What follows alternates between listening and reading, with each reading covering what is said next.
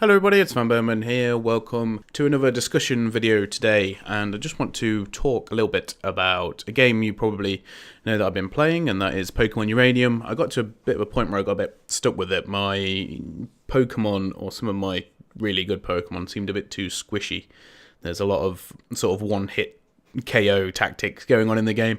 Probably a bit too much than I would actually like. I'd probably prefer the gameplay to be a little bit more technical in terms of its battles and, how squishy, basically, not only my Pokemon are, but also the wild Pokemon, the other trainers' Pokemon, etc. You get what I mean. And anyway, with Pokemon Uranium coming out, it raised the whole debate again about, fan-made games and whether they should be illegal or whether action should be taken, on the people that make these sort of things. So, the first thing to say, of course, is that in terms of Pokemon Uranium, they don't make any money off the game at all. It's distributed for free. It's, the upkeep is for free, and they've even got, online servers, I suppose, for the Pokemon trading and the battles to take place. So if anything, the game is costing them money rather than bringing them money in to run and keep updated and keep the online services coming.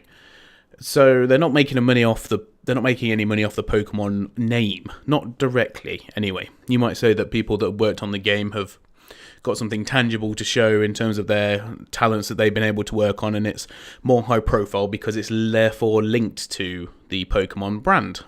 So, in some respects, yes, there is a bit of, self-gain from being involved in that project. But the point that a lot of people have been making is that it should be illegal, the game should be taken down, and they should be, quite frankly, prosecuted for making a fan-made game about a universe that obviously a lot of people are very passionate about, and, they want to see if they can make a better game, a new storyline for people to go out and play. It's something that I personally don't have an issue with.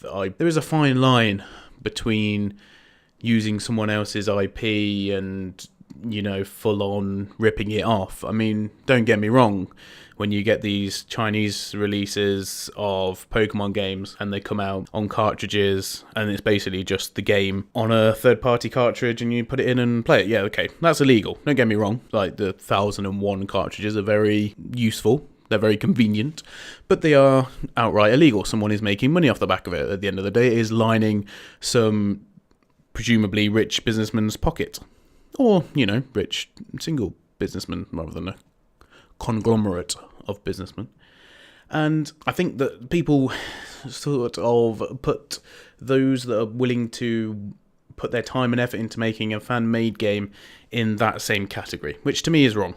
I think that people should be able to go out and make their fan-made game. They obviously have to accept the consequences of whether the big company comes and tries to claim its intellectual property and, tries to get their creation taken down or removed or, anything like that. But the obvious point is that they couldn't charge for Pokemon Uranium. It can never go on Steam. It will never be, an official piece of software. And that's obvious, of course. But you can't... I think it's bad to try and stifle people's creativity. And there's too much of this whole companies trying to grab what they can while they can. We had this whole thing with the Fine Brothers trying to copyright React, or Sony trying to copyright the term Let's Play in relation to video games. And you get to a point where you just think that it's just so saturated by people trying to grab whatever they can, like a land grab, effectively.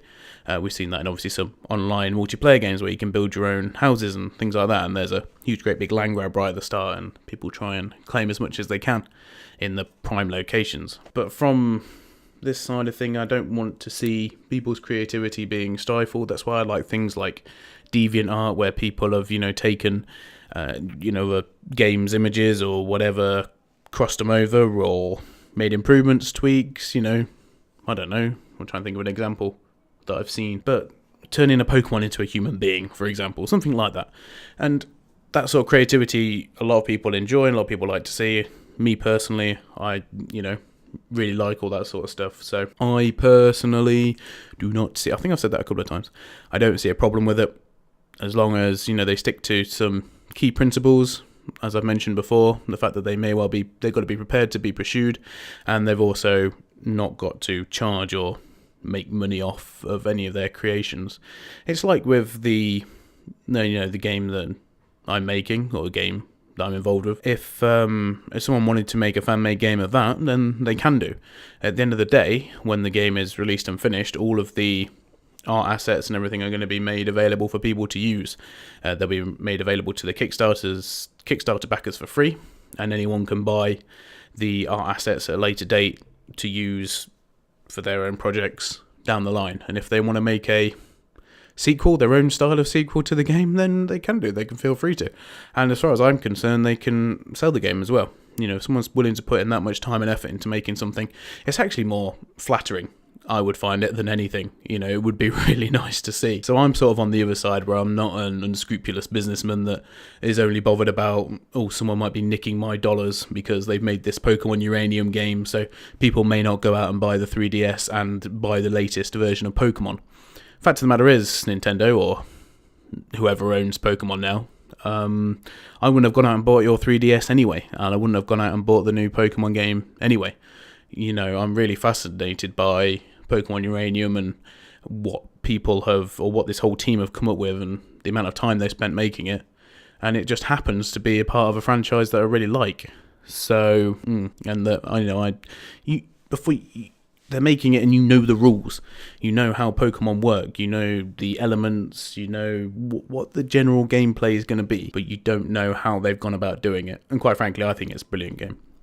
If it was available to be purchased, considering it was modestly priced, or well priced, I would, I could quite easily pay for that. There's a high production value into that game, and if you've not played it, I would recommend going and checking it out. I'm not going to put a link to it in this video, but if you do want to go and see it, just type in Pokemon Uranium into Google, and I'm sure you'll find it. So there you go. Let me know what you guys think about all this, but as far as I'm concerned, fan-made games, hopefully they're here to stay, and hopefully people have got enough creativity and love and desire for a game franchise that they want to, put their own spin on it and get involved in, making it to their liking, but also, finishing off other storylines or expanding on storylines. And I think it's a credit to the industry, to the art form, that people are willing to put in so much time and effort to make things like this for other people to enjoy. So overall, I think it's positive, and I think people need to shut up really about it all, and only really call it out when there is some dodgy, practices going on, like I've outlined in the video.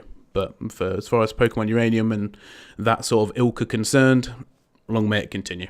Thank you very much for watching, everybody, and I'll see you all very soon. Goodbye.